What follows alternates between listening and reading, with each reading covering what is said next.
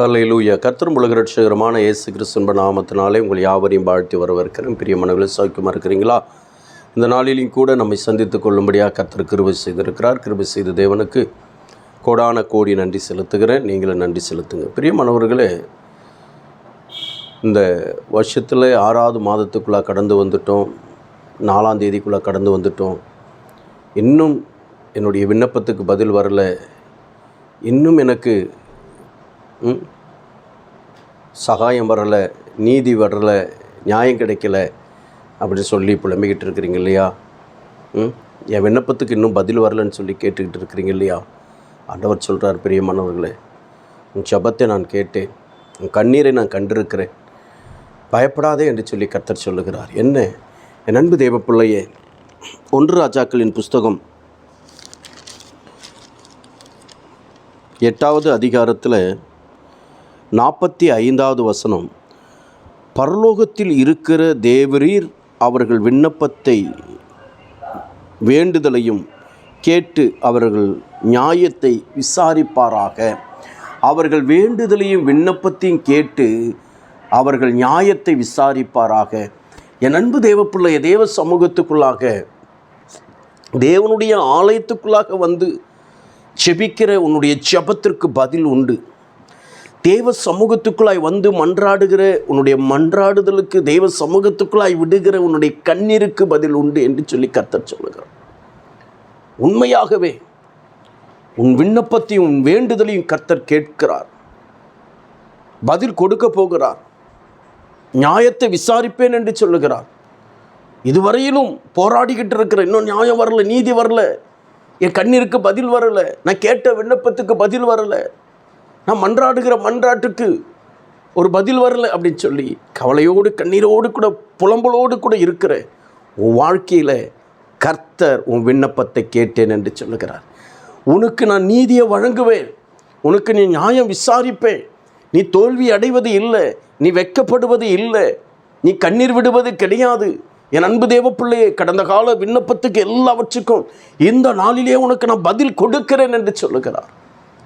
எதற்காக, எந்த காரியத்திற்காக உன் விண்ணப்பம் இருந்ததோ, உன் மன்றாட்டு இருந்ததோ, உன்னுடைய ஜெபம் இருந்ததோ, அதை எல்லாவற்றையும் கர்த்தர் கேட்டு பதில் கொடுக்கிறேன் என்று சொல்லுகிறார். மனுஷன் கொடுக்க முடியாதுங்க. மனுஷனிடத்தில் போய் முறையிட வேண்டாம். என் அன்பு தேவ பிள்ளையே, மாம்சமான யாவரிடத்திலும் போய் நீ முறையிட வேண்டாம். பிதா, குமாரன், பரிசுத்த ஆவியானவராகிய திரியேக தேவன், பரிசுத்த ஆவியானவர், நமக்காக வேண்டுதல் செய்கிற ஆவியானவர், நமக்காக பரிந்து பேசுகிற ஆவியானவர் நமக்கு உண்டு. அந்த திரியேக தெய்வத்திற்கு முன்பாக நீ போய் ஜெபிக்கும் பொழுது உன் விண்ணப்பத்துக்கு பதிலை கர்த்தர் கொடுப்பார், உன் வேண்டுதலுக்கு கர்த்தர் பதிலை கொடுப்பார். ஒரு நாளும் நீ வெட்கப்படுவது இல்லை. ஆகையால் தேவ சமூகத்துக்குள்ளாக கவலைப்படாமல் இருங்கள், பயப்படாமல் இருங்கள். கர்த்தர் உன் விண்ணப்பத்துக்கு பதில் கொடுத்துட்டே, உன்னுடைய போராட்டத்துக்கு, உன்னுடைய வழக்கில், உன்னுடைய வழக்கு காரியங்களிலே நான் உனக்கு நியாயத்தை கொடுத்துட்டேன், நீதியை கொடுத்துட்டேன், ஜெயத்தை கொடுத்துட்டேன். யெகோவா நிசியாக இருந்து இத்தனை வருஷம் நடந்த கோர்ட்டு வழக்கு எல்லாவற்றிலும் கர்த்தர் நான் உனக்கு நீதியை கொடுக்கிறேன், உனக்கு நான் ஜெயத்தை கொடுக்கிறேன் என்று சொல்லி கர்த்தர் சொல்லுகிறார். அல்லேலூயா. கர்த்தருக்கு மகிமை உண்டாகட்டும். கர்த்தர் உங்கள் ஜெபத்தை, நம் ஜெபத்தை யாவற்றையும் கர்த்தர் கேட்டு பதில் கொடுத்தார். பதில் கொடுத்த தேவனுக்கு கொடான கோடி நன்றி. செபிப்போமா? மகா இரக்கம கிருபை நிறைந்தவைகள் ஆண்டவரே, எங்களோடு கூட பேசின வார்த்தைகளுக்கா ஸ்தோத்திர சுவாமி. எங்கள் ஆண்டவரே, வேண்டுதலையும் விண்ணப்பத்தையும் கேட்டு பதில் கொடுத்தீர். எங்கள் நியாயத்தை விசாரித்து எங்களுக்கு நீதியை வழங்கினீர், ஜெயத்தை கொடுத்தீர். அதற்காக உமக்கு நன்றி செலுத்தி நான் செபிக்கிறேன்.